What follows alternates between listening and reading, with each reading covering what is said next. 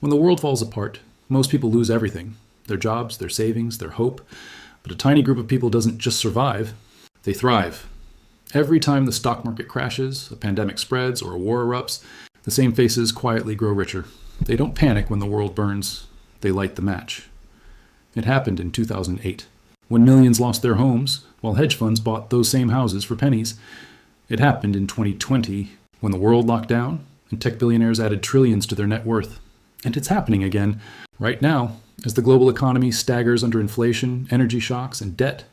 For the elite, crisis isn't chaos, it's opportunity, because they've built a system where pain becomes profit. The question isn't how they do it, it's why we let them. And to understand that, we have to uncover the hidden rule that's been driving every financial disaster in modern history.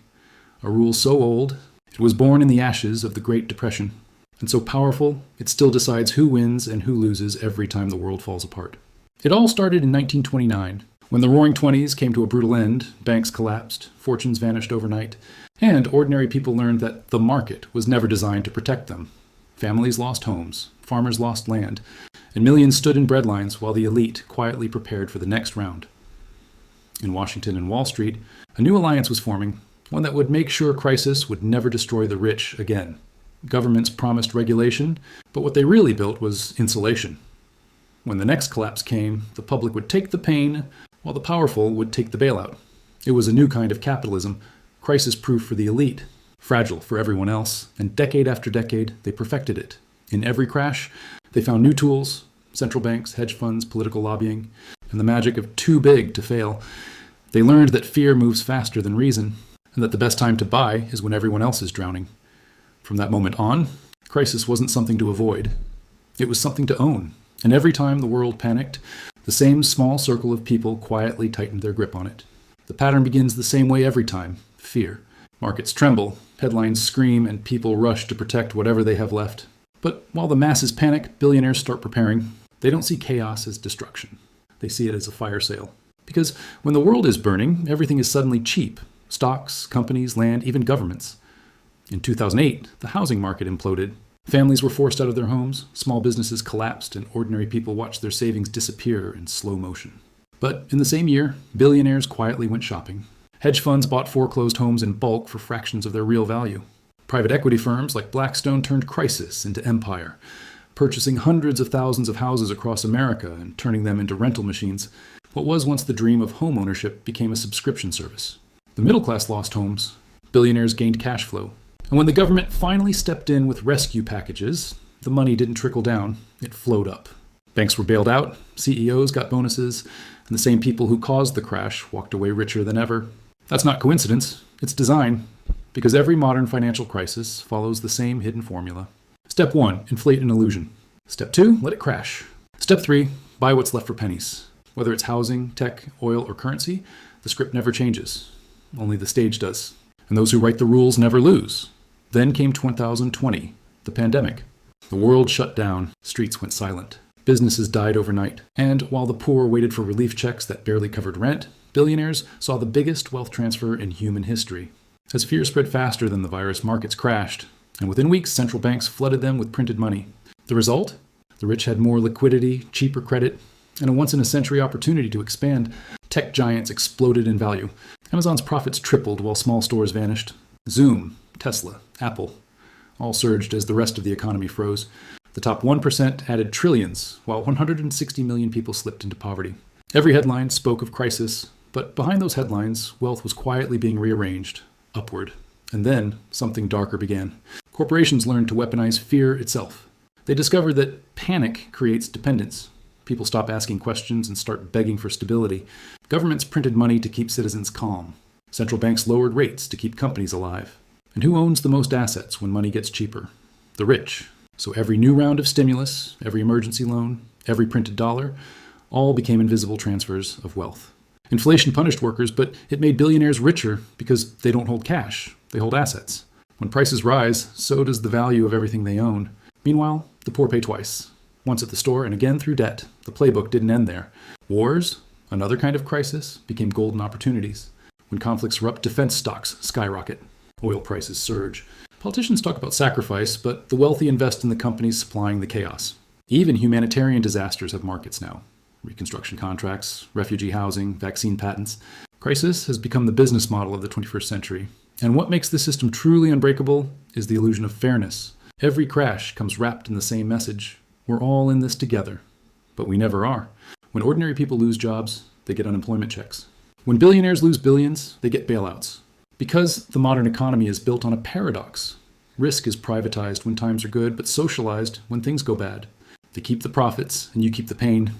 This is why no matter what happens, a pandemic, a war, a financial meltdown, the top 1% always walk away with more. They've engineered a system where losses are temporary, but ownership is forever. And the real trick? They convince you that it's inevitable. They say, that's just how markets work. But markets don't move by nature. They move by design. Behind every crash, every panic, every sudden recovery, there are boardrooms filled with people who already know what comes next. They study human fear like a science. They control liquidity like oxygen. And every time the world stops breathing, they decide who gets air first. That's the truth. No headline will tell you. The crisis is not an accident. It's a cycle, a controlled burn. And in every fire, someone owns the match, the forest, and the insurance company. If you think these billionaire maneuvers are a thing of the past, think again. Because the playbook hasn't changed. Only the players have. Take 2020. The world stopped, economies collapsed, and millions lost their jobs.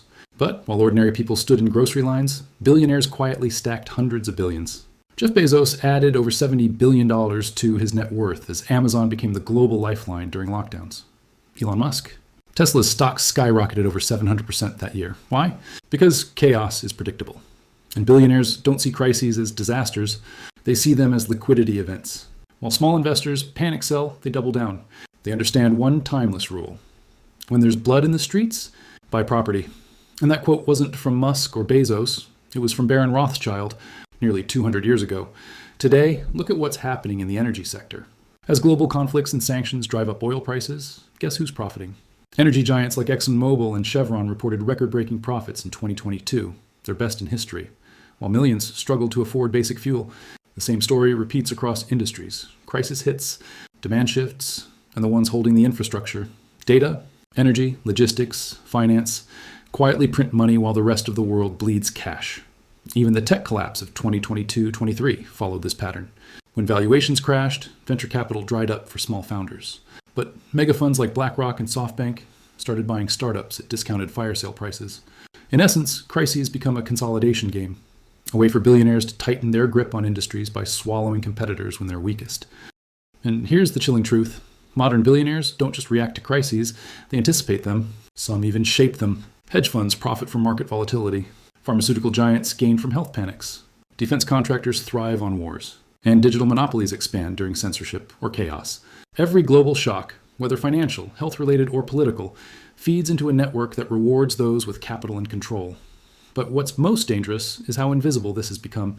We no longer question why the world's 1% gained over $5 trillion in wealth between 2020 and 2022, while the rest of humanity slipped deeper into debt. We no longer ask why crises that should have sparked reform instead expanded corporate monopolies. Maybe because deep down we've accepted that the game isn't rigged by accident. It's designed that way in every era, from the oil shocks of the 1970s to the crypto crashes of today. Billionaires play the same symphony of power. Panic for the public, profits for the elite. And until we understand how they turn every global crisis into a financial springboard, we'll keep watching history repeat, just with newer faces, faster algorithms, and bigger numbers on the scoreboard. Every global crisis is like a storm, violent, unpredictable, and terrifying. But if you look closer, there's always someone standing calmly in the eye of it, quietly collecting the wreckage and turning it into gold. That's the billionaire mindset. Not because they're superhuman, but because they've mastered a truth most people ignore. Crisis is the fastest path to transformation. They don't panic when systems collapse. They prepare for what comes after. They don't complain about broken rules. They write new ones. That's how history keeps producing winners and watchers. The watchers drown in chaos. The winners build empires from it. But here's where it gets interesting. You don't need billions to think like them. You just need perspective. When everything around you feels uncertain, markets, jobs, technology, that's your signal. Because uncertainty means opportunity is shifting hands. It's the same reason Rockefeller bought oil refineries when no one wanted them, or why Musk invested in electric cars when everyone laughed. They see differently. Where others see endings, they see openings. The world's biggest transfer of wealth always happens in silence. Not when everyone is celebrating, but when everyone is scared. The question isn't whether another global crisis is coming. It's how ready you are when it does. Are you positioned to survive it or to rise from it? Because, make no mistake, another storm is coming. It always does. History is a cycle of collapse and rebirth. The few who stay alert, adaptive, and curious end up owning the next cycle. So, as you scroll, watch, and wonder why billionaires keep getting richer, remember this. It's not luck. It's not even greed. It's strategy.